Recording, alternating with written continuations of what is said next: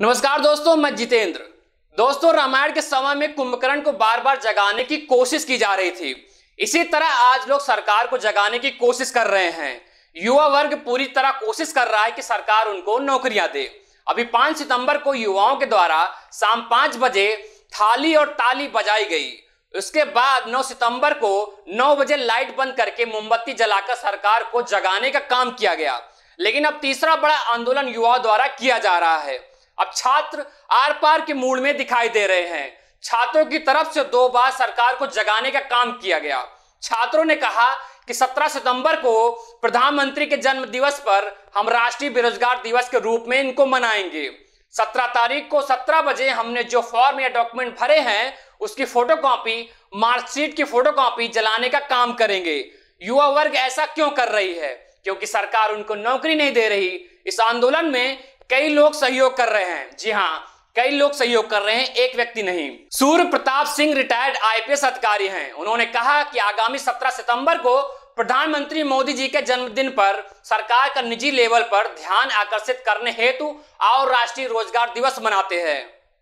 दोस्तों, मैं सूर्य प्रताप सिंह पूर्व आईएएस अधिकारी आपसे फिर मुखातिब हूँ और आज का संदर्भ है 17 सितंबर को माननीय प्रधानमंत्री जी को उनके जन्मदिन की शुभकामनाएं देनी। शुभकामनाएं देने का तरीका अलग होगा। बस हमारा जो बेरोजगार युवा हैं वो शुभकामनाएं देंगे, तरीका अलग होगा। माननीय प्रधानमंत्री जी का जन्म प्रातः 11 बजे हुआ 17 सितंबर को। तो हम क्या करेंगे?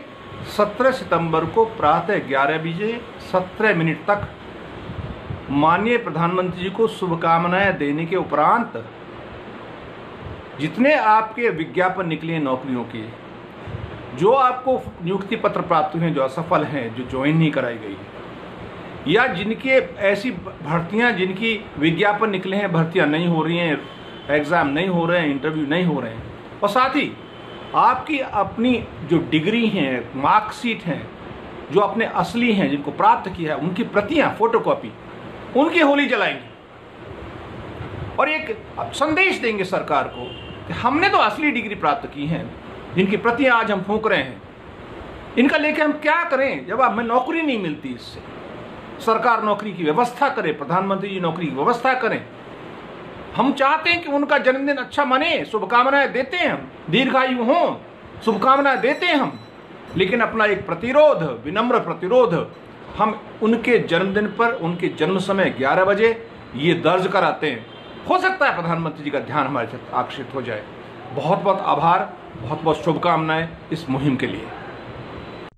जनसत्ता की खबर के अनुसार नौकरी जाने से आहत युवक ने पत्नी संग लगा ली फांसी। तो दोस्तों, इसमें छपी खबर के अनुसार इसमें लिखा है कि पानीपत में बेरोजगारी से परेशान होकर बुधवार को एक नवविवाहित जोड़े ने आत्महत्या कर ली। दंपत्ति ने राजनगर में अपने कमरे में फांसी लगाकर अपने जीवन की लीला समाप्त कर ली। इसमें दोस्तों आगे लिखा है कि कोरोना संकट के चलते देश की अर्थव्यवस्था ठप हो चुकी है। देश में बेरोजगारी लगातार बढ़ रही है। आर्थिक तंगी और बेरोजगारी से परेशान होकर अब लोग आत्महत्या करने पर मजबूर हो गए हैं। वहीं लोगों की नौकरियां जाने की बात करें तो लाइट मिनट में एक खबर छपी है। इसमें लिखा है कि स्टेट बैंक में 30,000 कर्मचारियों को रिटायर कर दिया जाएगा, उनको वीआरएस दे दिया जाएगा।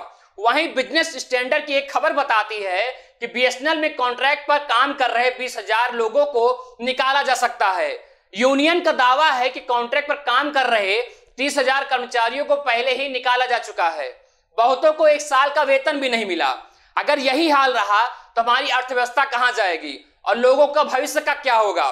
रिया चक्रवर्ती का खबर भी दिखाना जरूरी है, लेकिन इतना ना दिखाइए कि हमारे आम जन समस्याएं दब जाएं और जिंदगी का एक पहिया लंगड़ा कर चलने लगे। क्योंकि अमीर तो किसी तरह जिंदगी में आगे बढ़ते रहेंगे, लेकिन हमेशा परेशान होगा मिडिल क्लास और गरीब आदमी।